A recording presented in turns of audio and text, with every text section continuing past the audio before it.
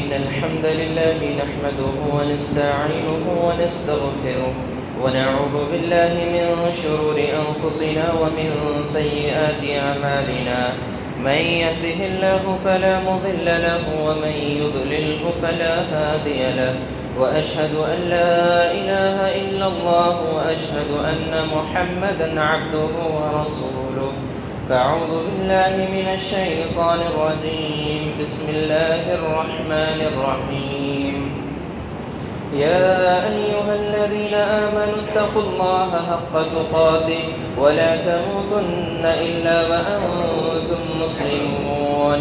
يا أيها الناس اتقوا ربكم الذي خلقكم من نفس واحدة وخلق منها زوجها وبث منهما رجالا كثيرا ونساء، واتقوا الله الذي تساءلون به والأرحام إن الله كان عليكم رقيبا. يا أيها الذين آمنوا اتقوا الله وقولوا قولا سديدا يصلح لكم أعمالكم ويغفر لكم ذنوبكم، ومن يطع الله ورسوله فقد فاز فوزا عظيما. أما بعد، فإن أصدق الحديث كتاب الله، وخير الهدي هدي محمد صلى الله عليه وسلم، وشر الأمور محدثاتها، وكل محدثة بدعة، وكل بدعة ضلالة، وكل ضلالة في النار. فأعوذ بالله من الشيطان الرجيم. بسم الله الرحمن الرحيم. قاف والقرآن المجيد بل عجبوا أن جاءهم منذر منهم فقال الكافرون هذا شيء عجيب أئذا متنا وكنا ترابا ذلك رجع بعيد قد علمنا ما تنقص الأرض منهم وعندنا كتاب حفيظ بل كذبوا بالحق لما جاءهم فهم في أمر مريج. فأعوذ بالله من الشيطان الرجيم. بسم الله الرحمن الرحيم. ومن يقتل مؤمنا متعمدا فجزاؤه جهنم خالدا فيها وغضب الله عليهم ولعنهم وأعد لهم عذابا عظيما. اما بعد، تمام قسم کی حمد و ثنا، تعریف و توصیف اس وحدہ لا شریک کے لیے ہے جس نے اکیلا تنہا اس کائنات کو پیدا کیا اور اس کائنات میں مختلف قسم کے مخلوقات کو پیدا کیے. ان مخلوقات میں ہمیں انسانوں کو سب سے افضل مخلوق یعنی اشرف المخلوق بنا کر اس دنیا میں مبعوث کیا اور ہمیں بھیجنے کے بعد یوں ہی لاچار بے بس تنہا نہیں چھوڑا بلکہ ہماری رشد و ہدایت کے لیے مختلف انبیاء اکرام کا نزول کیا. درود و سلام و تمام انبیاء اکرام پر، خصوصاً نبوت کی آخری کڑی جناب احمد مجتبی محمد مصطفیٰ صلی اللہ علیہ وسلم پر. اللہم صلی علی محمد وعلی آل محمد كما صليت على إبراهيم وعلى آل إبراهيم إنك حميد مجيد.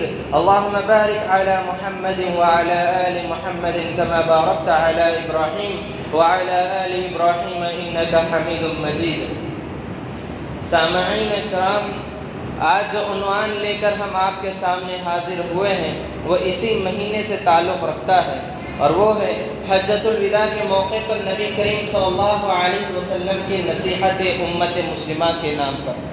نبی کریم صلی اللہ علیہ وسلم اپنی زندگی میں صرف ایک مرتبہ حج کیے ہیں، وہ بھی جس سال آپ اس دنیا سے انتقال کر گئے اس سے قبل جو حج آیا تھا آپ اس میں حج کیے ہیں اور اپنی زندگی میں صرف ایک ہی مرتبہ آج نے حج کیا اور اسی حج کو حجۃ الوداع کہا جاتا ہے. اس موقع پر نبی کریم صلی اللہ علیہ وسلم نے جو خطبہ ارشاد فرمایا تھا مقام عرفات میں کھڑے ہو کر اللہ کے نبی صلی اللہ علیہ وسلم نے کئی نصیحتیں کی ہیں، اس میں آپ کے سامنے ہم وہ چیزیں رکھیں گے. یہ مہینہ دو ناموں سے جانا جاتا ایک تو حج کے مہینے سے اور دوسرا حرمت والے مہینوں میں سے یہ ایک مہینہ ہے۔ اسے حرمت والے مہینہ بھی کہا جاتا ہے اور اسے حج کا مہینہ بھی کہا جاتا ہے۔ حجۃ الوداع کے موقع پر نبی کریم صلی اللہ علیہ وسلم نے کئی نصیحتیں کی ہیں، کئی خطبات ارشاد فرمایا ہے، یہاں تک کہ آپ نے مینا میں بھی خطبہ دیا تھا، لیکن اللہ کے نبی صلی اللہ علیہ وسلم جو خطبہ ارشاد فرمایا تھا عرفات کے مقام پر، وہ نصیحتیں جو کی ہے وہ آپ کے سامنے میں بیان کر رہا ہوں۔ اللہ رب العالمین سے دعا ہے الہ العالمین ہم کو اس پر عمل کرنے کی توفیق عطا فرما، آمین یا رب العالمین۔ اسے امام مسلم رحمۃ اللہ علیہ نے اپنی کتاب میں نقل کی ہے، اس حدیث کو، لمبی حدیث ہے۔ اللہ کے نبی صلی اللہ علیہ وسلم فرماتے ہیں بے شک تمہارا خون، تمہارا مال ایسے ہی قابل احترام ہے جیسا کہ یہ تمہارا دن اور یہ تمہارا مہینہ اور یہ شہر جس طرح قابل احترام ہے، ویسا تمہارا خون اور تمہارا مال بھی قابل احترام ہے، اللہ کے نبی صلی اللہ علیہ وسلم نے فرمایا ہے۔ اور پھر آپ صلی اللہ علیہ وسلم نے کہا خبردار، اللہ کے نبی صلی اللہ علیہ وسلم یہاں پر سب کو اکٹھا فرما رہے، خبردار، آگاہ کر رہے ہیں۔ اور نبی کریم صلی اللہ علیہ وسلم جو خطبہ ارشاد فرمایا تھا وہ لاکھوں کی تعداد تھی، اور آپ صلی اللہ علیہ وسلم سب کے بیچ میں کھڑے ہو کر، آپ کی اونٹنی جس کا قصوہ نام ہے اس پر آپ کھڑے ہو کر آپ نے خطبہ ارشاد فرمایا تھا، اور بیچ میدان میں آپ نے اپنی اونٹنی کو کھڑا کیا ہے اور آپ نے وہاں سے آپ خطبہ ارشاد فرمایا تھا۔ اللہ کے نبی صلی اللہ علیہ وسلم فرماتے ہیں خبردار، جاہلیت کے تمام امور، زمانے جاہلیت کے تمام امور یعنی کام میرے قدموں تلے نیچے رون دیے گئے ہیں، اللہ کے نبی صلی اللہ علیہ وسلم فرماتے ہیں۔ اور اسی طرح اللہ کے نبی صلی اللہ علیہ وسلم فرماتے ہیں اور زمانے جاہلیت کا خون بھی ختم ہو چکا ہے، جو بنو سعد میں دودھ پلایا کرتا تھا، کون؟ ابن ربیعہ بن حارث کے بیٹا جو دودھ پیتا تھا، اس کو اللہ کے رسول صلی اللہ علیہ وسلم نے کہا کہ اس کو حزن نے قتل کیا تھا، اس کا خون بھی معاف ہے۔ اللہ کے نبی صلی اللہ علیہ وسلم نے کہا زمانے جاہلیت میں جو خون ہوا تھا اس سے بھی معاف کر دیا، یعنی اللہ کے نبی صلی اللہ علیہ وسلم نے اس کا قصاص نہیں لیا، آپ نے کہا کہ وہ خون بھی معاف ہے۔ پھر آپ صلی اللہ علیہ وسلم فرماتے ہیں جاہلیت کا جو سود تھا، اللہ کے نبی صلی اللہ علیہ وسلم فرماتے ہیں زمانے جاہلیت کا جو سود تھا وہ بھی ختم ہو گیا ہے، اور آپ صلی اللہ علیہ وسلم نے کہا عباس بن عبد المطلب کا جو سود تھا وہ بھی آج ختم ہو رہا ہے، اللہ کے نبی صلی اللہ علیہ وسلم نے کہا۔ پھر آپ صلی اللہ علیہ وسلم نے کہا اور تم پر اعلان کیا اللہ کے نبی صلی اللہ علیہ وسلم نے، اور تم پر عورتوں کے حقوق بھی لاحق ہوتے ہیں، اللہ کے نبی صلی اللہ علیہ وسلم میدان عرفات سے یہ بیان کر رہے تم پر عورتوں کے حقوق ہے وہ بھی تم پر لاحق ہوتے، یعنی اسے کرنا چاہیے۔ اور تم جس عورت تمہاری بیوی کو اگر تمہیں ایسا شخص کی نفرت ہوتی ہے، ناپسندیدہ ہوتی ہے، اور تمہاری بیوی اسے اپنے گھر پر بلائے، ایک حدیث میں ہے اسے گھر میں آنے کی اجازت دے یا پھر اسے اپنے بستر پر بیٹھنے کی بھی اجازت دے، تو تم پھر اسے مار سکتے ہو، اور مار کیسے سکتے ہو؟ ہلکی مار سکتے ہو۔ حدیث میں آتا ہے کہ تم اس کی ہڈی پھسلی نہ توڑو، کیونکہ وہ ہڈی جسے اگر تم توڑنے جاؤ گے تو وہ سیدھی کرنے جاؤ گے تو وہ ٹوٹ جائے گی، کیونکہ پھسلی کی یہ جو ہڈی ہوتی ہے یہاں سے عورت کو پیدا کیا ہے۔ اللہ کے نبی صلی اللہ علیہ وسلم نے یہاں پر یہ بیان کیا، پھر آگے خاوند پر عورتوں کے یعنی بیویوں کے حقوق بھی بیان کیا اللہ کے نبی صلی اللہ علیہ وسلم۔ اور پھر اللہ کے نبی صلی اللہ علیہ وسلم کہتے ہیں میں نے تم پر، اللہ رب العالمین کہہ رہا کہ تمہیں اللہ کی اطاعت کے ساتھ ساتھ میری اطاعت بھی ضروری ہے۔ پھر آگے اللہ کے نبی صلی اللہ علیہ وسلم فرماتے ہیں کہ اے لوگوں خبردار، میں نے تم کیا جواب دو گے جب اللہ رب العالمین تم سے سوال کرے گا؟ تو صحابہ اکرام اکٹھا آواز میں کہا، سب کی آواز بے وقت آواز آئی اور کہا کہ اللہ کے رسول صلی اللہ علیہ وسلم جب اللہ ہم سے سوال کرے گا ہم کہیں گے آپ نے رسالت پہنچانے میں کوئی کوتاہی نہیں کی، کوئی سستی نہیں کی، بلکہ آپ تک جو کچھ آیا ہے آپ نے وہ ہم تک پہنچا دیا ہے۔ پھر اس کے بعد اللہ کے نبی صلی اللہ علیہ وسلم اپنی شہادت کی انگلی کو فضائے میں گھماتے ہوئے پھر آسمان پر لے گئے اور اللہ سے سے کہا اے اللہ تو گواہ رہنا، اے اللہ تو گواہ رہنا، اے اللہ تو گواہ رہنا، میں نے تو جو کچھ مجھ پر نازل کیا میں تمام کے تمام لوگوں پہ وہ چیز واضح کر دیا ہوں، کوئی چیز میں نے نہیں چھپایا ہوں۔ یہ اللہ کے نبی صلی اللہ علیہ وسلم میدان عرفات پہ یہ نصیحتیں کی ہے، یہ کل نصیحتیں 10 نصیحتیں اللہ کے نبی صلی اللہ علیہ وسلم کی جو آج میں آپ کے سامنے مختصر انداز میں بیان کروں گا، زیادہ وقت نہیں لوں گا انشاءاللہ۔ سب سے پہلے اللہ کے رسول صلی اللہ علیہ وسلم نے یہ جو 10 بیان کی ہے اس میں اللہ کے نبی صلی اللہ علیہ وسلم نے کہا کہ خون مسلم کی حرمت قرار دی ہے، مسلمان کا خون کی حرمت بیان کی ہے، کس طرح میدان عرفات یعنی وہ شہر کی طرح خون معاف ہے، یعنی اگر کوئی مسلمان کسی مسلمان کا یا کوئی شخص اگر کسی مومن کو قتل کرتا ہے ناحق تو پھر اس کو جہنم کی وعیدیں بھی سنائی گئی ہیں۔ اللہ رب العالمین قرآن میں فرماتا ہے اللہ رب العالمین وَمَن يَقْتُلَ مُؤْمِنًا مُتَعَمِّدًا فَجَزَاؤُهُ جَهَنَّمَ خَالِدًا فِيهَا وَغَضِبَ اللَّهُ عَلَيْهِ وَلَعَنَهُ وَأَعَدَّ لَهُمْ عَذَابًا عَظِيمًا۔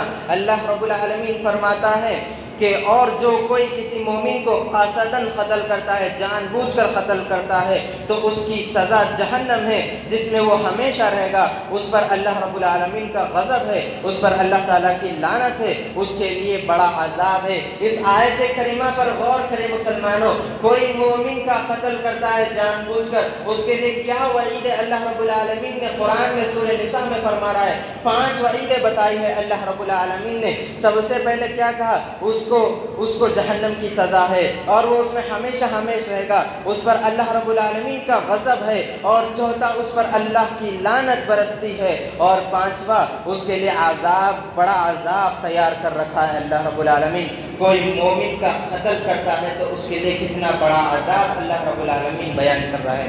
آج دیکھیے کتنا قتل عام ہو گیا ہے مسلمانوں، معاشرے میں جب ہم نظر دوڑاتے ہیں تو ہر نئے دن ایک نئی خبر آتی ہے، کسی کا قتل ہو گیا ہے، کوئی کسی کو جان سے مار دیا ہے، کوئی کسی کو یہاں تک پہنچا دیا کہ بس وہ موت اور زندگی کے درمیان حائل ہو کر رہ گیا ہے۔ کل ہی ممبئی شہر میں بھی ایک قتل ہوا ہے، کسی مرد نے کسی خاتون کا قتل کر دیا ہے، بھری مجمع میں عوام دیکھ رہی ہے لیکن وہ شخص اس خاتون کا قتل کر دیتا ہے، وہاں پر بچانے والا کوئی نہیں ہے اسے۔ یہ آج ماحول ہو گیا ہے، اور اس کا حل کیا ہے اور اس کا وجہ کیا ہے؟ کیونکہ ہم نے قرآن کریم کو چھوڑ دیا ہے، قرآن کریم پر عمل کرنا ہم چھوڑ دیے ہیں، قرآن کریم کو کھول کر پڑھنا ہم نے چھوڑ دیا ہے، اور کفار کی طرح ہم بھی ایسے ہی آوارہ گردی کرتے ہوئے جیسے وہ لا علم میں گھوم رہے ہیں ہم بھی لا علمی میں گھومتے ہوئے چلے جا رہے ہیں۔ یہاں پر ایک جمعہ کا اپنا خطبہ رو کر کہتا ہوں، اللہ کے نبی صلی اللہ علیہ وسلم نے جمعہ کے آداب میں سے آداب بتائی ہے، اگر کوئی شخص دونوں پیروں کو مانڈلی پر بیٹھتا ہے اللہ کے نبی صلی اللہ علیہ وسلم نے اس کے لیے وعید بتائی ہے۔ جمعہ کے خطبے میں ایسا بیٹھنا نہیں چاہیے، نہ کہ ٹیکا لے کے بیٹھنا چاہیے اور نہ ہی دور ہٹ کے بیٹھنا چاہیے، پہلے کے صفوں کو مکمل کرنا چاہیے۔ جو آتے ہیں بعد میں لوگ وہ باہر پیچھے نماز پڑھ سکتے تاکہ وہ گردنیں پھیلا کر سامنے نہ آئے، تاکہ وہ اگر گردنیں پھیلا کر بھی آتے ہیں تو ان کے لیے جہنم کی وعید اللہ کے رسول صلی اللہ علیہ وسلم نے ہمیں بتائی ہے۔ تو یہ چیزوں کو یاد کرتے رہے، جمعہ کے آداب بھی کچھ ہے۔ اللہ کے رسول صلی اللہ علیہ وسلم بھی اپنی حدیث میں بیان کرتے ہیں، یہاں پر اللہ رب العالمین نے 5 لعنت اس شخص کے لیے دی ہے، 5 عذاب کی باتیں اس کے لیے سنائی ہیں جو مومن کو قاصداً قتل کرتا ہے۔ اور اللہ کے رسول صلی اللہ علیہ وسلم فرماتے ہیں کوئی مسلمان جو اس بات کی گواہی دیتا ہے کہ اللہ کے سوا کوئی معبود برحق نہیں اور میں اللہ تعالیٰ کا بندہ اور اس کا رسول ہوں، اگر کوئی شخص یہ کہتا ہے تو اس کا خون حلال نہیں ہے، ہاں 3 میں سے ایک شخص کو قتل کر سکتے ہیں، 3 میں سے ایک شخص کو قتل کر سکتے ہیں، لیکن وہ شخص کس کا قتل حلال نہیں ہے، کس کو قتل نہیں کیا جا سکتا، وہ یہ ہے کہ اللہ کے سوا کوئی معبود برحق نہیں اور نبی کریم صلی اللہ علیہ وسلم اللہ کے رسول ہے۔ تو اگر ایسے شخص کو کوئی قتل کرتا ہے تو آیت کے مطابق سورہ نساء کی 5 وعیدیں اس کے لیے نازل ہو جاتی ہے، وہ 5 عذاب کا مستحق ہو جاتا ہے۔ اور اسی طرح اللہ کے رسول صلی اللہ علیہ وسلم نے 3 لوگوں کا قتل کرنا بتایا ہے، جائز قرار دیا ہے۔ اس میں سے ایک وہ شخص جو شادی شدہ ہو اور زنا کرے، اور وہ شخص، اور یہ پہلا شخص ہے، اور وہ شخص جو اسلام سے مرتد ہو جائے، یہ شخص کو بھی قتل کیا جا سکتا ہے، اور یہ شخص کو بھی قتل کرنا چاہیے جو جماعت سے دور ہو جائے، اور وہ شخص اور اللہ کے رسول صلی اللہ علیہ وسلم نے ان 3 شخصوں کا قتل کرنا جائز قرار دیا ہے، تو ایسے 3 شخصوں کا قتل کے علاوہ کسی اور کا قتل نہیں کیا جا سکتا۔ ایک مومن کا، ایک وہ شخص جو شادی کرتے زنا کیا ہو، اور ایسا شخص جو مسلمان ہونے کے بعد مرتد ہو جائے، اور تیسرا شخص جو جماعت سے علیحدہ ہو جائے، جماعت کو چھوڑ دے۔ یہ 3 لوگوں کا قتل کر سکتے ہیں، لیکن کہاں پر؟ جہاں پر شریعت نافذ ہو، جہاں پر شریعت کے مطابق حکومت ہوتی ہو، وہاں پر ہر جگہ جہاں پر شریعت نہیں نافذ ہوتی، وہاں پر ان تینوں کا بھی قتل نہیں کیا جا سکتا۔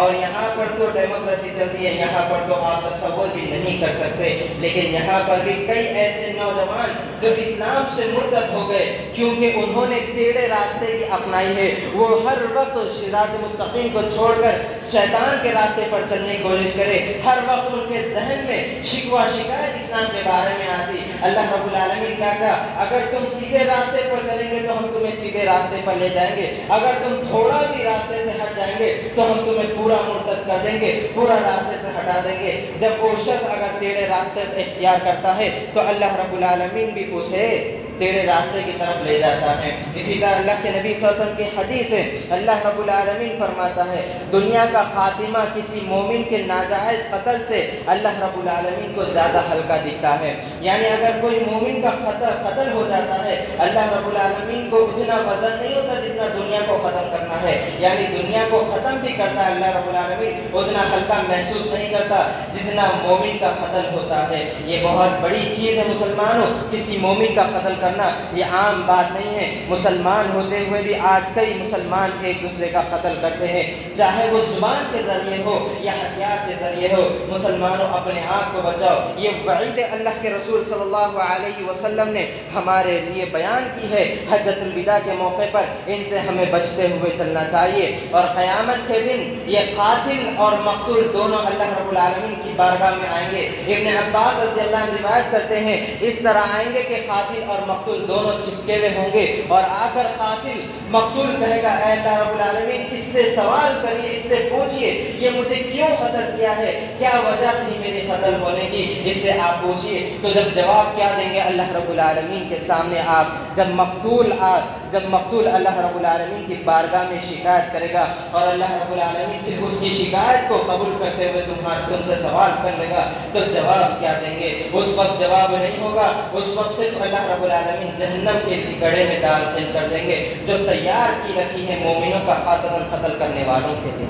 تو ہمیں بچنا چاہیے۔ اور دوسری چیز، ایک مسلمان کا دوسرے مسلمان کا جو مال ہے وہ بھی حرمت ہے، وہ بھی حرام ہے۔ ناجائز کسی مسلمان کا یا مومن کا ہتھیار لینا، مال، وہ بھی حرام قرار دیا ہے۔ اللہ رب العالمین قرآن میں سورہ نساء میں فرماتے ہیں یا ایھا الذین آمنوا لا تأکلوا اموالکم بینکم بالباطل الا ان تکون تجارۃ عن تراض منکم، اے ایمان والو اپنے آپس میں ناجائز طریقے سے مال مت کھاؤ، ہاں جو تمہارے پاس اللہ کی رضامندی سے خرید و فروخت ہے وہ ٹھیک ہے، اگر ناجائز حق سے تم اگر مال ہتھیاتے ہو تو تمہیں اس کا بارے میں اللہ رب العالمین سے سوال ہوگا۔ سورہ بقرہ کی بھی آپ جب تلاوت کریں گے ترجمے کے ساتھ، وہاں پر آپ دیکھیں گے کوئی یتیم ہوتا ہے، یا سورہ نساء میں ہی ہے، اللہ رب العالمین فرماتا ہے اگر کوئی شخص یتیم ہو جاتا ہے، اس کے سر پہ سے اس کا باپ کا سایہ چل جاتا ہے، لیکن وہ اس کے پاس مال و دولت ہے اور وہ ابھی بالغ نہیں ہوا، تو اس کا سربراہ جو ہے اس کے مال کی حفاظت کرے کب تک؟ جب تک وہ بالغ نہ ہو جاتا ہے، اور اس میں سے اس کے لیے خرچ بھی کرے، اور ضرورت کے مطابق دستور کے حساب سے اس میں سے کچھ لے، لیکن ناجائز طور پر نہیں لینا چاہیے۔ اور اللہ رب العالمین سورہ بقرہ میں فرماتے ہیں وَلَا تَقُولُوا أموالكم بينكم بالباطل وتدلوا بها إلى الحكام لتأكلوا فريضا من أموال الناس منكم وأنتم تعلمون۔ یہ آیت کریمہ پر غور کرے، جو آج کے حالات میں ہم گزر رہے ہیں، یہ آیت کریمہ ہم کو ضرور یاد کرنا ہوگا۔ یہ آیت سورہ بقرہ آیت نمبر 188 میں اللہ رب العالمین فرماتے ہیں اور ایک دوسرے کا مال ناحق طریقے سے نہ کھاؤ، ایک دوسرے کا مال ناحق طریقے سے نہ کھاؤ، نہ حاکموں کو رشوت دو اور اس کا مال ہتھیار لو، نہ حاکموں کو اس کا رشوت دو اور اس کا مال ہتھیا لو۔ اگر ایسا کریں گے تم مال ظلم سے تم اپنے طرف لے لیں گے تو تم اللہ رب العالمین کا عذاب تیار رکھا ہے اور تم جانتے تو ہو۔ اللہ رب العالمین آخر میں کہا تم جانتے تو ہو، یعنی عذاب تیار رکھا ہے، ہم جانتے بھی ہے، اور پھر ہم ناجائز طور پر ہڑپ لیتے ہیں اور رشوت دے کر حاکموں کو ہم اس کا مال بھی ہڑپ لیتے ہیں۔ آج ہم کس طرح رشوت، چھوٹے موٹے اگر کیسز بھی بنتے ہیں تو جا کر وہاں پر کہاں جاتے معلوم ہے، وہاں جا کر رشوت دلا کر، رشوت کھلا کر وہ کیس کو رفع دفع کر دیتے ہیں اور مظلوموں پر ظلم کرتے ہیں، مظلوموں کا وہ مال ہٹیا کر اسے رشوت دے کر اسے بھی اپنے طرف کر لیتے ہیں، پھر عدالتوں میں بھی وہاں پر جا کر دونوں کو بھی خرید لیتے ہیں اور اپنے فیور میں وہ بات لے لیتے ہیں۔ یہ آج ہو رہا ہے مسلمانوں، یہ آج ہو رہا ہے، لیکن اللہ رب العالمین قرآن میں کب نازل کیا، قرآن میں کب لکھ دیا؟ جب اللہ رب العالمین آسمان اور زمین کی پیدائش کر رہا تبھی قرآن کو لکھ دیا ہے، تب اسے اللہ رب العالمین نے لکھ دیا کہ آگے کیا ہونے والا ہے۔ جو آج ہو رہا ہے وہ قرآن میں پہلے سے ہی موجود ہے، لیکن ہم کو شعور نہیں ہے، ہمارے پاس وقت نہیں ہے کہ اٹھے اور قرآن اٹھائے اور پڑھے، ترجمے کے ساتھ پڑھے، نہیں، ہمارے پاس تو دنیاوی کاروبار سے دنیاوی مطلب ہے، ہم کو آخرت کی کوئی لین دین فکر نہیں ہے۔ مسلمانوں ضرورت اس بات کی ہے، ہمیں آخرت کی بھی فکر کرنی چاہیے۔ یہ دنیا تو ختم ہونے والی ہے، لیکن اخروی زندگی جو ہمیشہ رہنے والی ہے اس کے بارے میں ہمیں فکر کرنا چاہیے۔ اللہ رب العالمین سورہ مائدہ میں فرماتا ہے جو چوری کرنے والا مرد چوری کرنے والی عورتوں کے ہاتھ کاٹ دیا کرو، یہ بدلہ ہے اس کا جو وہ انہوں نے کیا ہے اور عذاب ہے اللہ کی طرف سے، اور اللہ تعالیٰ سب پر غالب اور حکمت والا ہے۔ یعنی دنیا میں آپ مال ہڑپ لیتے ہیں، چوری ہی کہا جاتا ہے اسے، آپ جا کر رشوت دے کر اگر لے لیتے ہیں اسے چوری کہا جاتا ہے، اور اگر آپ ایسا کرتے ہیں اللہ رب العالمین کیا کہا؟ اس کے ہاتھ کاٹ دو، یہ اللہ رب العالمین کی طرف سے عذاب ہے، اللہ رب العالمین کی طرف سے عذاب ہے۔ مسلمانوں اس میں بھی ہم زیادہ ملوث ہے، اس سے بھی ہمیں بچنا چاہیے، ہمیں بچتے ہوئے زندگی گزارنا چاہیے۔ دو چیزیں اللہ رب العالمین نے، اللہ کے رسول صلی اللہ علیہ وسلم نے بے وقت کہا ہے کہ تم ایک دوسرے کا خون حرام ہے اور مال بھی حرام ہے۔ اسی طرح اللہ رب العالمین فرماتے ہیں قرآن میں سورہ مائدہ میں یا ایھا الذین آمنوا انما الخمر والمیسر والانصاب والازلام رجس من عمل الشیطان فاجتنبوہ لعلکم تفلحون۔ اللہ رب العالمین یہاں پر بتا رہے ہیں کہ ہم کیا کر رہے ہیں اور کس کا کام ہے یہ۔ اے ایمان والو، بات یہ ہے کہ شراب، جوا، وہ پتھر جو بتوں کی عبادت کی جاتی ہے اس کے نام پر جو ذبیحہ ہوتا ہے، یہ تمام کے تمام ذبیحے شیطان کے راستے ہیں، اور فال نکالنا، ستاروں کے ذریعے اپنا حال معلوم کرنا مستقبل کا، یہ تمام کے تمام شیطان کے کام ہیں اور شیطان کا طریقہ ہے، لہذا تم ان سے بچو اور کامیابی حاصل کرو۔ یہ اللہ رب العالمین قرآن میں فرما رہا ہے۔ تو یہ جو ناحق مال کھاتے ہیں، ناحق مال لے لیتے ہیں اور شراب، جوا، یہ سب چیزیں یہ اللہ رب العالمین کہہ رہا ہے یہ شیطان کا کام ہے اور یہ شیطان کا طریقہ ہے۔ مسلمانوں تم ان سے بچو اور کامیابی اللہ رب العالمین کی طرف سے ملتی ہے، اور کامیابی اللہ رب العالمین سے ہی مانگو۔ یہ دو چیز ہو گئی ہے۔ تیسری چیز امور جاہلیت کے کام بھی اللہ کے رسول صلی اللہ علیہ وسلم نے کیا کہا؟ میرے قدموں تلے نیچے ہے، اور وہ آج امت اللہ کے نبی صلی اللہ علیہ وسلم کی بات کہہ رہا ہوں، اور اللہ کے نبی صلی اللہ علیہ وسلم میدان عرفات میں کہا کہ یہ چار چیزیں میں ابھی بیان کر رہا ہوں، وہ اللہ کے نبی صلی اللہ علیہ وسلم نے کہا جاہلیت کے امور میرے قدموں تلے نیچے ہے اور میری امت اسے جلد سے جلد چھوڑے گی نہیں۔ یہ اللہ کے نبی صلی اللہ علیہ وسلم کہہ دیے ہیں میری امت چھوڑے گی نہیں۔ کیا ہے؟ میری امت میں چار امور جاہلیت میں سے جنہیں وہ چھوڑنے کو تیار نہیں ہوگی۔ پہلی چیز کیا ہے؟ حسب نسب پر فخر کرنا۔ آج عام ہے، میں بڑا حسب کا ہوں، آج مجھے یہ چیز علم ہے کہ جو خان لوگ ہوتے وہ اپنے نام میں اونچا فخر کرتے ہیں، جو خان لوگ ہوتے وہ تمام لوگوں پر اونچا رہتے ہیں۔ یہ میرے علم میں بات آئی، اگر میں غلط ہوں تو مجھے بتا دینا، لیکن میں نے تحقیق بھی کی ہے تو خان لوگ جو ہوتے وہ اوپر ہوتے ہیں، اپنے نسب پر تانا زانی کرتے ہیں۔ یہ میری امت کے چار امور ایسے جو میری امت کبھی چھوڑنے کو جلد سے جلد تیار نہیں ہوگی۔ سب سے پہلے حسب نسب کے ذریعے سے فخر کرنا، اور دوسرا کسی کے نسب کو تانا زانی کرنا، چھوٹے نسب کا ہے کہہ کر اسے تانا کرنا، اور تیسرا ستاروں کے ذریعے سے اپنا حال معلوم کرنا، ستاروں کے ذریعے اپنا حال معلوم کرنا۔ یہ تین چیز، اور چوتھی چیز خواتین حضرات غور سے سنیں، اور اگر یہ غور سے سنیں، اگر اس پر آپ ملوث ہے تو توبہ کر لے اپنی موت سے پہلے۔ چوتھی چیز کیا کہا اللہ کے نبی صلی اللہ علیہ وسلم نے؟ زمانے جاہلیت میں جس طرح لوگ ماتم کرتے تھے، میت پر نوحہ کرتے تھے، اگر کوئی خاتون ایسا کری ہے وہ اپنی موت سے پہلے توبہ کر لے ورنہ جہنم میں جائے گی۔ یعنی میت وہاں پر موجود ہے اور اس کے سامنے اپنے گال کو لوچنا، اپنا گریبان پھاڑنا اور بیان بازی کرنا، آپ کتنے اچھے تھے وغیرہ اس کے نیکی بیان کرتے ہوئے میت کے سامنے یہ کرنا، اللہ کے نبی صلی اللہ علیہ وسلم نے کہا یہ چار چیزیں میری امت جلد سے جلد چھوڑنے کو تیار نہیں ہوگی، اور یہ چاروں چیز میرے قدموں تلے نیچے رون دی گئی ہے۔ اللہ کے نبی صلی اللہ علیہ وسلم نے کہا اگر یہ چاروں چیز میں ہم ملوث ہیں تو اللہ رب العالمین سے توبہ کرے کہ اللہ رب العالمین ہمیں اس سے بچا لے۔ یہ تین چیزیں ہو گئی ہے۔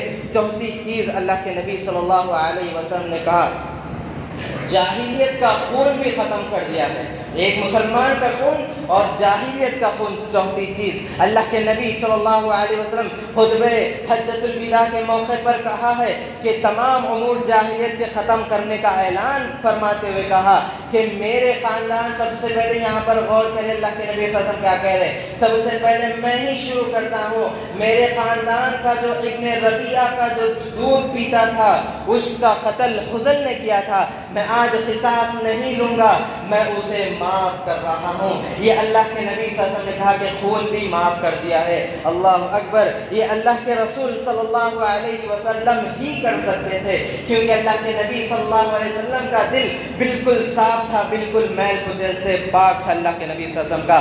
شروعات آپ نے کہا سب سے پہلے میں ہی شروعات کرتا ہوں کہہ کر اللہ کے نبی صلی اللہ علیہ وسلم نے بیچ میدان عرفہ سے یہ آواز بلند کی اور کہا کہ میں قصاص نہیں لوں گا، میں معاف کر دیا ہوں۔ اللہ کے نبی کے خاندان سے ہی تھے وہ ابن ربیعہ۔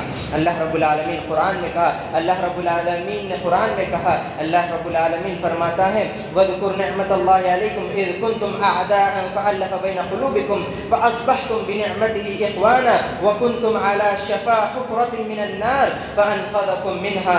آل عمران میں سورہ نمبر 103 میں اللہ رب العالمین آیت نمبر 103 میں اللہ رب العالمین فرماتا ہے اور یاد رکھو اپنے اوپر اللہ کی نعمتوں کو یاد کرو جو نعمتیں اللہ نے تم پر کی تھی۔ تم جب ایک دوسرے کے دشمن تھے اس نے تمہارے دلوں میں ایک دوسرے کی محبت پیدا کر دی، تم ایک دوسرے کے بھائی بھائی بن گئے اور تم آگ کے گڑھے کے کنارے تک پہنچ گئے تھے، اس نے تمہیں آگ سے نجات دی، اس نے تمہیں آگ سے دور کر دیا ہے۔ اللہ کے نبی صلی اللہ علیہ وسلم میدان عرفہ سے کہہ رہے ہیں، یعنی اللہ کے رسول صلی اللہ علیہ وسلم کی بعثت ہم آگ کے قریب پہنچ گئے تھے، اللہ کے نبی کو مبعوث کر کے اللہ نے ہمیں آگ سے دور کر دیا ہے۔ اور ایسے امور بھی اللہ کے رسول صلی اللہ علیہ وسلم نے بیان کر دیے ہیں جو جنت کے قریب اور جہنم سے دور لے جانے والا ہے، وہ بھی ہمیں بتا دیے ہیں۔ لیکن ہم پھر سے جب جہنم سے دور کر دیا گیا تھا ہم پھر جہنم کے قریب ہوتے جا رہے ہیں، نافرمانی کرتے ہوئے اللہ کی اور اللہ کے رسول صلی اللہ علیہ وسلم کی نافرمانی کرتے ہوئے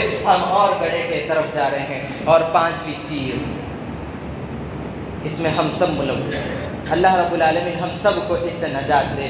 کسی نہ کسی طریقے سے ہم اس میں ملوث ہیں، کسی نہ کسی طریقے سے ہم اس میں ملوث ہیں، شاید کہ اس سے پہلے ہم نے یہ بیان کر چکے ہیں۔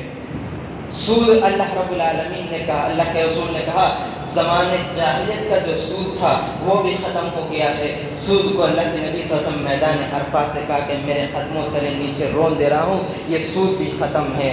سود کے معاملے میں ہی یہاں پر بڑا عنوان ہے، یہاں پر بھی میں اس کو مختصر میں آپ کے سامنے بیان کرتا ہوں۔ رسول اللہ صلی اللہ علیہ وسلم نے کہا، یہاں پر بھی اللہ کے رسول صلی اللہ علیہ وسلم نے پہل کر دی ہے، سب سے پہلے آپ پہل کریں، اور کہا زمانے جاہلیت میں ابن عباس بن عبد المطلب کا جو سود تھا، جس پر بھی سود ہے وہ معاف کر دیا ہے۔ یعنی ابن عباس رضی اللہ عنہ کون ہے؟ عباس بن عبد المطلب اللہ کے نبی صلی اللہ علیہ وسلم کے چچا ہے۔ چچا کا سود، جو چچا سود لیتے تھے وہ بھی اللہ کے رسول صلی اللہ علیہ وسلم نے کہا جس کو بھی سود دیا ہے وہ سب معاف ہے۔ اللہ کے نبی نے خود اپنے آپ سے یہاں پر اعلان کیا ہے مسلمان۔ یہ اور ایک چیز اس میں کیا بتائی ہے، سب سے پہلے اپنے آپ کو بدلنا ہوگا، اپنے آپ سے شروع کرنا ہوگا، تبھی قوم شروعات کرے گی۔ اگر آپ شروع نہیں کریں گے تو قوم بھی نہیں شروع کرے گی۔ ٹوپی پہننا اگر خطبہ شروع کریں گے تو عوام بھی ٹوپی پہننا شروع کرے گی۔ افسوس کے ساتھ کہنا پڑتا ہے کئی علماء محدثین مفکرین لکھتے ہیں، یہاں تک کہ ابھی جو گزرے ہیں مناظر اسلام گزرے ہیں امرتسر ثناء اللہ امرتسر رحمۃ اللہ علیہ بھی لکھتے ہیں کہ ٹوپی پہنا کرو، یہ اسلام کا نشان ہے، اور آج ہم ٹوپی پہننا چھوڑ دیے ہیں۔ آپ جب آدھار سینٹر جاتے ہیں، یہاں پر بتاتا ہوں، آدھار سینٹر جب جاتے ہیں وہاں پر آپ کو ٹوپی نکالنے کہا جاتا ہے۔ اگر آپ خطبے کے بعد دیکھیں گے تو میرا آدھار کارڈ، اس پر بھی آپ کو ٹوپی نہیں نظر آئے گی۔ مجھے باقاعدہ کہا گیا کہ ٹوپی اتارنے، میں وہاں بحث کیا لیکن وہاں پر کام نہیں چلا، مجھے ٹوپی اتار کر مجھے لینا پڑا۔ وہیں آپ دوسری طرف سکھ برادرز کو دیکھ لیجئے، وہ اپنی پگڑی نہیں اتارتے۔ ہاں میں وہاں پر سوال کیا تھا کیا وجہ ہے، بہن کو بھی لے گیا تھا، کہا کہ کان دکھنا مقصود ہے۔ وہاں پر سکھ برادرز کا کان نظر نہیں آتا، وہ اپنی پگڑی بن کے ہمیشہ رکھتے ہیں، سونے جاتے تب بھی شاید باندھتے ہوں گے، لیکن ہم نے انہیں اجازت دی، ہم نے اس کو اہمیت نہیں دی، ٹوپی کو ہم نے اہمیت نہیں دی۔ مسلمانوں، ہم نے ایسے ہی چھوڑ دیا تو غیر مسلم بھی یہ سمجھتا ہے کہ ان کو اتنا ضرورت نہیں ہے، اس لیے وہ ہم سے کہتے کہ نکالو، ان سے کہا جاتا ہے مت نکالو اور ہم سے کہا جاتا ہے نکالو، کیونکہ ہم نے خود انہیں اجازت دی ہے۔ اگر ہم اجازت نہیں دیتے تو وہ کوئی اجازت انہیں نہیں ملتی کہ ہمیں یہ کہنے کے لیے آ جائے۔ شاید اللہ ماشاءاللہ جگہ نہیں ہوگا، لیکن اکثر جگہ ٹوپی نکالنے کو کہا جا رہا ہے، ٹوپی نکالنے کو کہا جا رہا ہے۔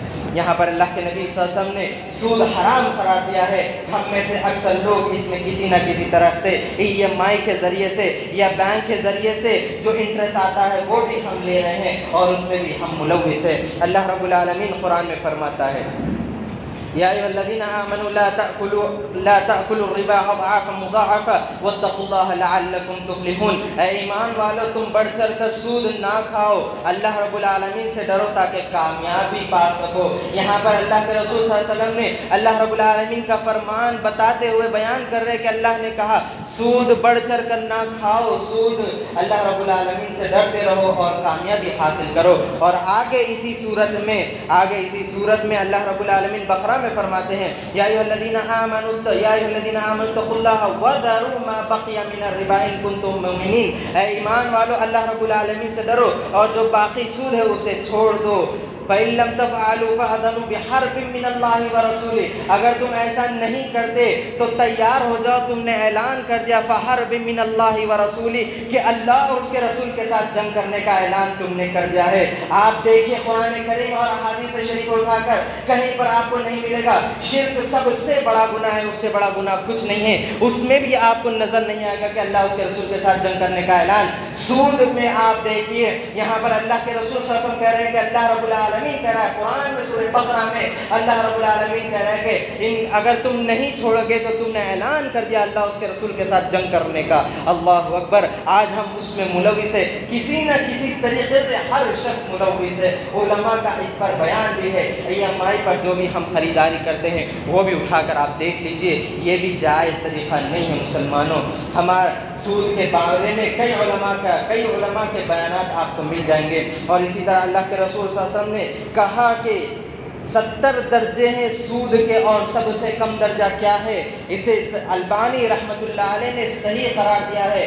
سب سے کم درجہ یہ ہے کہ کوئی شخص اپنی ماں کے ساتھ نکاح کرے، جو ماں نے اسے جنم دی ہے اس سے نکاح کرے۔ اللہ کے رسول صلی اللہ علیہ وسلم کی حدیث دوسری میں ہے کہ اپنی ماں سے زنا کرے۔ اللہ اکبر، سود بہت بڑا کبیرہ گناہ ہے، شرک کے بعد اگر کوئی ہے تو وہ کبیرہ گناہ ہے۔ یہاں پر آپ کو سود کے بارے میں بتاتا ہوں۔ امام مالک رحمت اللہ علیہ کے اس دور میں سب سے بڑے محدث مفکر اگر کوئی تھے تو امام مالک تھے۔ ایک شخص جا رہا تھا سامنے، پیچھے سے ایک شخص آ رہا ہے، سامنے جانے والا شخص نشے کی حالت میں دھت ہے اور وہ جا رہا ہے اور یہ کہہ رہا ہے کہ چاند توڑنے کی بات، کود رہا ہے اور چاند توڑنے کی بات کر رہا ہے۔ وہ اسی طرح کئی بار کر دیا ہے اور یہ شخص پیچھے سے سب دیکھ رہے ہیں اور کہنے کا اگر اس سے بڑا اگر کوئی گناہ ہے تو میری بیوی کو طلاق ہو جائے، یہ کہے اور پریشان ہو گئے میں کیا کہا۔ فوراً امام مالک کے پاس پہنچے اور کہنے لگے کہ ایسا ایسا واقعہ ہوا۔ انہوں نے کہا کہ جاؤ کل لاؤ۔ وہ فوراً جواب نہیں دیے۔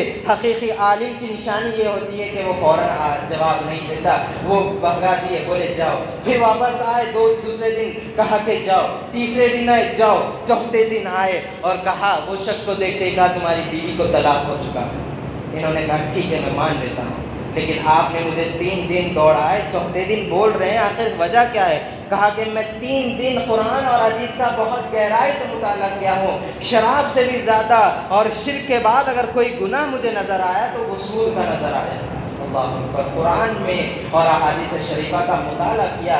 امام مالک رحمۃ اللہ علیہ نے شرک کے بعد سب سے بڑا گناہ سود ہے مسلمانوں، اگر اس میں ملوث ہے یا آپ ہے یا رشتہ دار ہے یا کوئی اور ہے، انہیں بتاؤ، انہیں ڈراؤ، اللہ رب العالمین کا عذاب بہت خطرناک ہے، ڈراؤ انہیں۔ اور اسی طرح اللہ رب العالمین فرماتا ہے یمحق اللہ الربا ویربی الصدقات، سورہ بقرہ میں سود کا نقشہ کھینچا اللہ رب العالمین نے، آگے فرماتا ہے یمحق اللہ الربا، اللہ رب العالمین سود کو مٹاتا ہے، ویربی الصدقات، کس کے ذریعے؟ صدقات کے ذریعے۔ اگر سود لے لیے اب اسے چھوڑ دو، صدقات کرتے رہو اللہ کی راہ میں۔ کون سا مال اللہ رب العالمین کون سا مال قبول کرتا ہے؟ پاک مال قبول کرتا ہے، تو اپنے پاک حلال کمائی سے صدقہ کرو، سود کو مٹاؤ۔ یمحق اللہ الربا ویربی الصدقات، اللہ رب العالمین کہہ رہا ہے کہ سود کو مٹاتا ہے کس کے ذریعے؟ صدقات کے ذریعے۔ تو زیادہ سے زیادہ صدقات کرتے رہنا چاہیے۔ چھٹویں چیز، عملی طور پر نمونہ۔ 2 بات بیان کیا ہوں، سب سے پہلے خون معاف اور سود معاف۔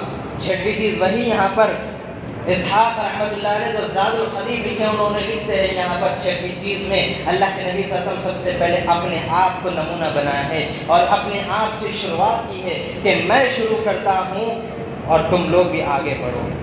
خون بھی معاف، سود بھی معاف، اپنے طرف سے اللہ کے نبی صلی اللہ علیہ وسلم نے کہا یہاں پر ایک داعی کا کام ہونا چاہیے، سب سے پہلے وہ اپنے آپ پر عمل کرے، اپنے آپ کو اس پر نچھاور کرے، پھر لوگوں کو بتائے۔ اگر وہ خود نہیں کر رہا ہے تو پھر لوگوں کو بتانے کی اس کے لیے ضرورت نہیں ہے، کیونکہ اس کے لیے وعیدیں ہیں۔ اللہ رب العالمین قرآن میں سورہ بقرہ میں فرماتا ہے اتأمرون الناس بالبر وتنسون انفسکم وانتم تتلون الکتاب افلا تعقلون، کیا تم لوگوں کو بھلائی کا حکم دیتے ہو اور خود اپنے آپ کو بھول جاتے ہو؟ باوجود اس کے کہ تم کتاب پڑھتے ہو، کیا اتنی بھی تمہیں سمجھ نہیں ہے؟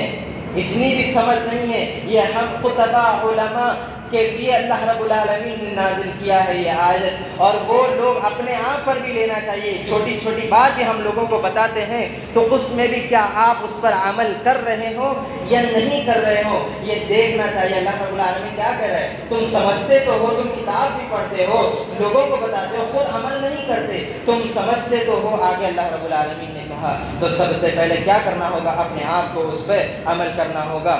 سورہ صاف میں اللہ رب العالمین فرماتے ہیں یا ایھا الذین آمنوا لم تقولون ما لا تفعلون کبر مقتا عند اللہ ان تقولوا ما لا تفعلون، اے ایمان والو تم اس بات کو کہتے کیوں ہے جب خود کرتے نہیں ہو؟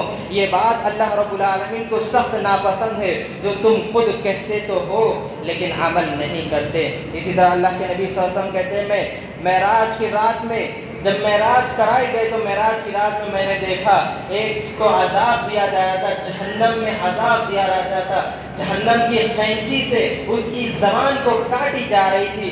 اللہ کے نبی صلی اللہ علیہ وسلم سوال کرے جبریل سے، اے جبریل یہ کون ہے، اسے ایسی سزا کیوں دی جا رہی ہے؟ اللہ کے نبی صلی اللہ علیہ وسلم کو جبریل امین جواب دیتے اللہ کے رسول صلی اللہ علیہ وسلم یہ وہی شخص ہے جو خود دوسروں کو واعظ و نصیحت تو کرتا تھا لیکن خود اس پر عمل نہیں کرتا تھا۔ کتنی بڑی وعید سنائی گئی ہے۔ تو ہر ایک کو چاہیے کہ وہ لوگوں کو بتا رہا تو ہے لیکن اگر خود عمل نہیں کر رہا تو پھر اسے یہ وعیدیں یاد کرنا ہوگا۔ 7ویں چیز، 6 چیزیں ہو گئی، 7ویں چیز عورتوں کے بارے میں اللہ تعالیٰ سے تم ڈرتے رہنے کا حکم اللہ کے رسول صلی اللہ علیہ وسلم نے ہمیں دیا ہے۔ میدان عرفات میں پورے صحابہ موجود تھے۔ اللہ کے نبی کے بعد تابعی کا دور شروع ہوا، تابعی کے بعد تابعین کے بعد ائمہ محدثین علماء فقہاء، اور ہم تک آج یہ پہنچا، یہ سلسلہ نسب یہ ہم تک پہنچا ہے۔ ہم کو کیسے معلوم؟ ان کے ذریعے سے معلوم۔ اللہ رب العالمین رسول پر نازل کیا ہے جبریل امین کے ذریعے، اور اللہ کے نبی صلی اللہ علیہ وسلم نے تمام لوگوں کو صحابہ کو بتا دیا، صحابہ تابعین تابعین ائمہ محدثین سے ہم تک ملا ہے، اور ہم وہی چیز قبول کرتے جو قرآن اور حدیث میں ملتا ہے، اس کے علاوہ ہم دوسرا کچھ نہیں قبول کرتے۔ یہاں پر اللہ کے رسول صلی اللہ علیہ وسلم نے کہا تم دائرے اسلام میں آ چکے ہو، تم پر عورتوں پر حق یہ ہے، عورتوں کے بارے میں اللہ نے تمہیں ڈراتے ہوئے حکم دیا ہے ان کے ساتھ اچھائی کے ساتھ سلوک کرو، کیونکہ تم نے اللہ کا نام لے کر ان کی شرمگاہوں کو حلال کیا ہے، اور اگر وہ تمہارے بستروں پر کسی غیر کو بٹھاتی ہے یا ایسے شخص کو بٹھاتی ہے جس سے تم ناپسند کرتے ہو تو تم انہیں ہلکا مارو، ایسا نہ مارو کہ ان کی ہڈی یا کوئی پسلی ٹوٹ جائے، بلکہ ہلکی مار مارو ان کو اور انہیں واض و نصیحت کرو، اور پھر رات کے حصے میں پھر ان کے ساتھ ہم بستری کرو۔ یہ اللہ کے نبی صلی اللہ علیہ وسلم نے یہ ہمیں حکم دیا ہے عورتوں کے ساتھ اچھے سے اچھا سلوک کرنے کے لیے، اور اللہ کے نبی صلی اللہ علیہ وسلم عورتوں کو ہلکی مار ماننے کہا، اور وہ نہیں مانے تو بستر علیحدہ کر دو، خود کا نہیں اس کا بستر علیحدہ کر دو، اپنے بستر سے اس کو ہٹا دو۔ یہاں پر الٹا سسٹم چلتا ہے ہمارے پاس، ہم الگ ہو جاتے ہیں۔ نہیں مسلمانوں، ہم کو چاہیے کہ اس کا بستر الگ کر دے، علیحدہ کر دینا چاہیے۔ اور اسی طرح یہ بخاری میں روایت ہے، بخاری اور مسلم میں یہ حدیث آپ کو مل جائے گی۔ اور آٹھویں چیز اللہ کے رسول صلی اللہ علیہ وسلم نے کہا، خاوند بیوی کے بعض حقوق بھی اللہ کے رسول صلی اللہ علیہ وسلم نے بتایا ہے۔ اللہ کے رسول صلی اللہ علیہ وسلم فرماتے ہیں اور تمہارے لیے حق ہے کہ تم ان کے جو بھی مہر کے ساتھ تم انہیں اپنے پاس لیتے ہو ان کے حق ان تک پہنچا دو دستور کے مطابق، اور ان کے لباس ان کا رزق حلال دستور کے مطابق ان تک پہنچا دیا کرو۔ یہ اللہ کے رسول صلی اللہ علیہ وسلم نے کہا کہ تم ان کو اپنی گرفت میں لے لیے ہو، اپنے پاس رکھ لیے ہو، حلال کر لیے ہو ان کو اپنے پاس، تو انہیں حلال طریقے سے جو دستور کے مطابق ہے انہیں لباس مہیا کرو اور رزق بھی مہیا کرو، اور وہ خاوند کے گھر میں اس کی اجازت کے بغیر کسی کو داخلہ بھی نہ دینا چاہیے۔ یہ خاوند اور بیوی کے حقوق جو ایک دوسرے سے ملتے ہیں، جو ساتویں اور آٹھویں چیز ہے، ایک دوسرے سے ملتے ہیں۔ اور اللہ کے رسول صلی اللہ علیہ وسلم 9ویں چیز بیان کی ہے، 9ویں چیز اللہ کے نبی صلی اللہ علیہ وسلم نے بیان کی ہے، وہ ہے کتاب اللہ کو مضبوطی سے تھامنے کا حکم دیا۔ کتاب اللہ کو مضبوطی سے تھامنے کا مطلب یہ نہیں کہ قرآن کریم کو اٹھا لے اور بس پکڑ لے اور اسے چھوڑ نہ پائے، بلکہ اللہ کے نبی صلی اللہ علیہ وسلم نے کہا یہ وہ کتاب ہے جسے اللہ رب العالمین نے باقاعدہ نازل کیا ہے، آیتوں کو نازل کرتے ہوئے آہستہ آہستہ نازل کیا ہے، جبریل امین کے ذریعے سے اس کو نازل کیا ہے، اور اللہ رب العالمین نے اس کے جیسی کوئی کتاب نہیں ہے۔ اللہ رب العالمین نے کہا قُلْ لَئِنِ اجْتَمَعَتِ الْإِنسُ وَالْجِنُّ عَلَىٰ أَن يَأْتُوا بِمِثْلِ هَٰذَا الْقُرْآنِ لَا يَأْتُوا بِمِثْلِهِ وَلَوْ كَانَ بَعْضُهُمْ لِبَعْضٍ ظَاهِرًا۔ یہاں پر اللہ رب العالمین چیلنج کر رہا ہے، سورہ اسراء میں بھی اور سورہ بقرہ میں بھی اللہ رب العالمین چیلنج کر رہا ہے، مضبوطی سے قرآن کو نہیں تھامیں گے، قرآن میں شک کریں گے، اللہ رب العالمین ان کے لیے چیلنج ہے۔ کیا کہہ رہا ہے؟ آپ کہہ دیجئے تمام انسان اور جن مل کر قرآن جیسا قرآن لانا چاہے تو نہیں لا سکتے، اگر تم آپس میں ایک دوسرے کی مدد بھی لے لو تو بھی نہیں لا سکتے۔ سورہ بقرہ میں اللہ رب العالمین فرماتا ہے، سورہ بقرہ میں اللہ رب العالمین فرماتا ہے کہ تم اس جیسی ایک صورت لے کر آؤ، سورہ اسراء میں قرآن لے کر آؤ، سورہ بقرہ میں اس جیسی ایک صورت لے کر آؤ۔ اگر تم ایک دوسرے کی مدد لے کر ایک صورت لے کر آؤ، اگر تم نہیں کر سکتے، ہرگز نہیں کر سکتے، تو ڈر جاؤ اس آگ سے جو ایندھن میں کس طرح انسان اور پتھر سے بنائی گئی ہے، اس جہنم کی آگ کو، اس سے ڈر جاؤ، اللہ رب العالمین نے ہمیں کہا ہے۔ تو لہٰذا قرآن کریم کو مضبوطی سے تھامنے کا حکم اللہ اس کے رسول نے ہمیں دیا ہے۔ اور اسی طرح اللہ کے رسول صلی اللہ علیہ وسلم فرماتے ہیں کہ اللہ رب العالمین فرمایا کہ اللہ رب العالمین کی اطاعت کے ساتھ ساتھ اللہ کے رسول کی اطاعت بھی کرنا ہے۔ یا ایھا الذین آمنوا اطیعوا اللہ واطیعوا الرسول واولی الامر منکم، یا ایھا الذین آمنوا اطیعوا اللہ واطیعوا الرسول ولا تبطلوا اعمالکم، اے ایمان والو اللہ اس کے رسول کی اطاعت کرو اور اپنے اعمال کو برباد نہ کرو، یعنی ہم اللہ اس کے رسول کی نافرمانی کریں گے ہمارے اعمال برباد ہو جائیں گے اور ہمیں شعور تک نہیں ہوگا۔ اسی طرح اللہ کے رسول صلی اللہ علیہ وسلم 10ویں چیز کیا بیان کیے؟ 10ویں چیز رسول اللہ صلی اللہ علیہ وسلم نے اپنی امت تک پورا دین مکمل پہنچا دیا۔ صحابہ اکرام مجمع میں تھے اور سب نے بے وقت اعلان کر کے کہا کہ ہاں اللہ کے رسول صلی اللہ علیہ وسلم آپ نے ہم تک پہنچا دیا۔ اللہ کے رسول صلی اللہ علیہ وسلم نے کہا ما ترکت شیء یقرب بکم الی اللہ ویباعدکم عن النار الا امرکم به وما ترکت شیء یقرب الی اللہ الی النار ویباعدکم عن اللہ الا ونہیکم عنہ۔ اللہ کے رسول صلی اللہ علیہ وسلم فرماتے ہیں میں تمہارے درمیان دو چیزیں چھوڑ کر جا رہا ہوں، ایک تو میں تمہیں بتا دیا ہوں جہنم سے دور ہونے کا طریقہ، جہنم سے بچا بھی دیا ہوں، اور اللہ کے ذریعے کتنا نزدیک پہنچ سکتے وہ بھی بتا دیا ہوں، تم اس پر عمل کرتے رہنا۔ اور اسی طرح اللہ کے رسول صلی اللہ علیہ وسلم میدان عرفات پر ہی تھے، آپ صلی اللہ علیہ وسلم میدان عرفات پہ تھے، تب آیت نازل ہوئی ہے۔ امام مالک رحمۃ اللہ علیہ بھی فرماتے ہیں، امام مالک فرماتے ہیں کہ من اتبع فی اسلام بدعۃ یراہ حسنہ فقد زعم ان محمدا صلی اللہ علیہ وسلم خانا۔ امام مالک فرماتے خانا رسالات اقرأوا قول اللہ تبارک و تعالی اليوم اکملت لکم دینکم واتممت علیکم نعمتی ورضیت لکم الاسلام دینا۔ اور آگے فرماتے ہیں امام مالک ویصلح اجر هذا امام الا بما صلح به اولها۔ امام مالک فرماتے ہیں وہی چیز میں کہوں گا کہ جب عرفات کے میدان میں اللہ نے یہ آیت نازل کر دی تھی اليوم اکملت لکم دینکم واتممت علیکم نعمتی ورضیت لکم الاسلام دینا، آج کے دن میں نے دین اسلام کو بحیثیت دین تمہارے لیے پسند کر لیا ہوں، دین کو مکمل کر لیا ہوں۔ اس وقت جو دین تھا آج وہی دین ہے، اس وقت جو دین نہیں تھا آج وہ دین نہیں ہے، امام مالک فرما رہے ہیں۔ اور آج کے جاہل علماء کہتے ہیں وَاعْتَصِمُوا بِحَبْلِ اللَّهِ جَمِيعًا کی غلط تفسیر کرتے ہوئے کہتے ہیں کہ اللہ کی تفسیر کیا ہے، میرا ہاتھ میرے پیر کے ہاتھ میں، ان کا ہاتھ ان کے پیر، یہ سلسلہ علی بن ابی طالب اور علی بن ابی طالب کا ہاتھ محمد صلی اللہ علیہ وسلم کے، یہی شہر حیدرآباد کے احمد نقشبندی یہ تفسیر کرتے ہیں، بلکہ تفسیر وہ قبول کی جائے گی جو اللہ کے رسول صلی اللہ علیہ وسلم نے کہا۔ کیا کہا اللہ کے رسول صلی اللہ علیہ وسلم نے؟ صحیح مسلم حدیث نمبر 6228 الا وانی تارک فیکم ثقلین احدهما کتاب اللہ هو حبل اللہ۔ اللہ کے رسول صلی اللہ علیہ وسلم کہہ رہے ہیں کہ رسی کیا ہے، میں تمہارے درمیان دو چیزیں چھوڑ کر جا رہا ہوں، دو عظیم ثقلین، دو عظیم چیزیں چھوڑ کر جا رہا ہوں، اسے مضبوطی سے تھام لینا، اور وہ ہے اللہ رب العالمین کی کتاب هو حبل اللہ، یہ اللہ کی رسی ہے۔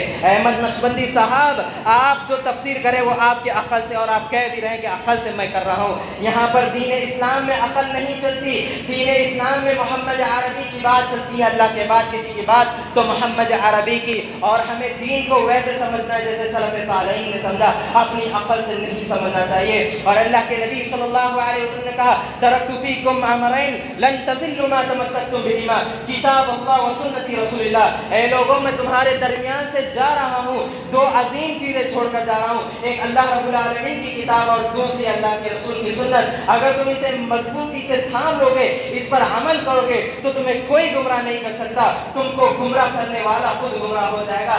یہ 10 نصیحتیں اللہ کے نبی صلی اللہ علیہ وسلم میدان عرفات سے کی تھی، اور یہ پیغام امت تک یعنی قیامت تک کے لوگوں کے لیے یہ پیغام اللہ کے نبی صلی اللہ علیہ وسلم نے دے دیا، اور ہم کو اس پر عمل کرنا ہے، جس سے اللہ کے رسول صلی اللہ علیہ وسلم نے کہا کہ رک جاؤ تو اس سے رک جانا ہے، اور جو کرنے کا حکم دیا ہے وہی کرنا ہے۔ یاد رکھو عائشہ کے حدیث من عمل عملا لیس علیہ امرنا فهو رد، جو شخص ایسا عمل کرتا ہے جس پر ہماری مہر نہ ہو تو وہ عمل مردود ہے۔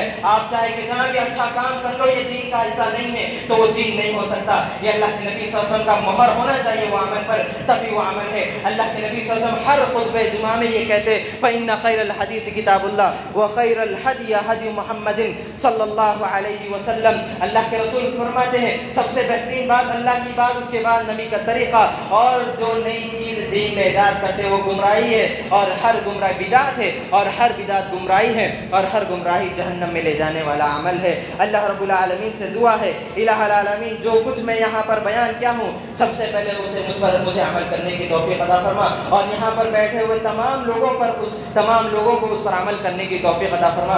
الہ العالمین ہر مسلمان پریشان حال ہے، الہ العالمین مسلمانوں کی پریشانیوں کو دور کر دیجئے۔ الہ العالمین سب لوگ مصیبت میں پریشان ہیں، الہ العالمین آپ ان کی مصیبتوں کو پریشانیوں کو دور کر دیجئے۔ الہ العالمین ہم سب کو شرک جیسے کبیرہ گناہوں سے بچا لیجئے۔ الہ العالمین ہم سب کو سود جیسے کبیرہ گناہوں سے بچا لیجئے۔ الہ العالمین ہمیں صراط مستقیم پر چلنے کی توفیق عطا فرما دیجئے۔ الہ العالمین ہم ایک دوسرے کا حق نہ مارے، ہمیں ایسی توفیق عطا فرما دیجئے۔